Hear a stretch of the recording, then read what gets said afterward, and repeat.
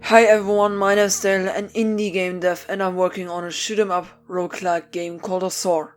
In this new game development tutorial, I will teach you how you can make your game so much more fun with just the concept of challenge and rewarding.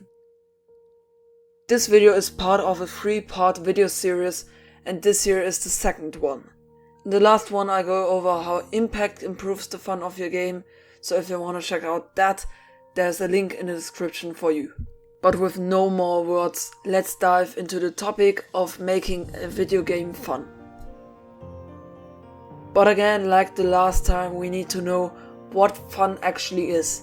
And this is again super difficult to declare, because it's extremely different for every person. It's clear that fun is an emotion, but other than that, we don't really know what fun is. But what we do know is that we can produce this emotion using some psychological tricks like impact or having a challenge and getting rewarded if you defeat this challenge. For challenge it can be very different, like killing enemies, finding secrets, solving puzzles, and everything that somehow is at least a tiny challenge to defeat for the player. For the rewarding side is something that you get when doing something, or in the best way, defeating a challenge.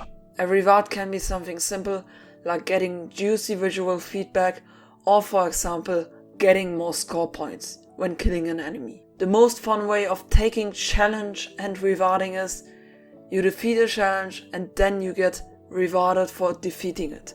Getting rewarded for defeating a challenge gives the challenge a reason.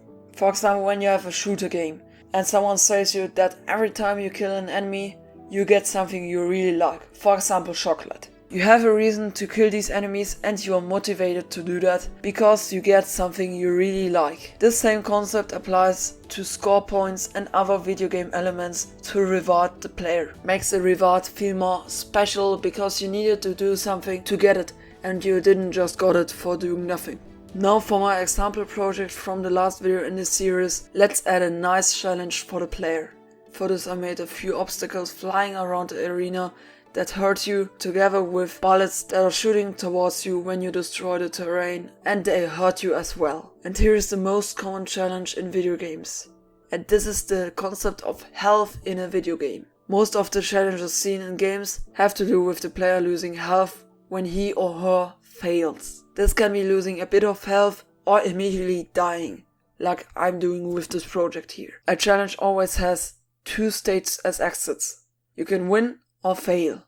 Winning leads to getting a reward or something good in general, and failing leads to a little punishment, for example losing health as said before. Anyway, these 2 challenges in my example project don't have a reason to defeat yet, so let's add a reward to the project. I just take a simple score system here, but you can surely go super creative as long as you keep in mind that your reward is good and it's something people want. You get rewarded for destroying the terrain, which is the core idea of the little project after all. This gives you some nice challenges together with reward and punishment.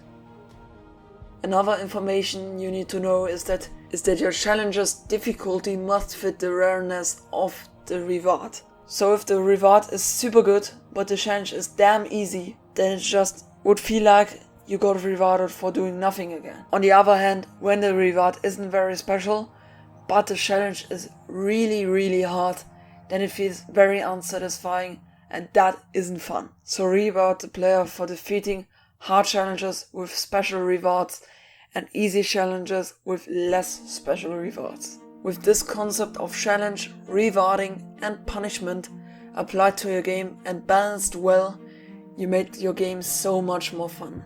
In the next and last video in this little series I go over the concept of variety and how you make your games more fun with this. So stay tuned for that, and if you want to watch more game dev content like this, then subscribe to the channel, I really appreciate this. I also have a Discord server, so if you want to talk with some really nice game developers, you can do it right there.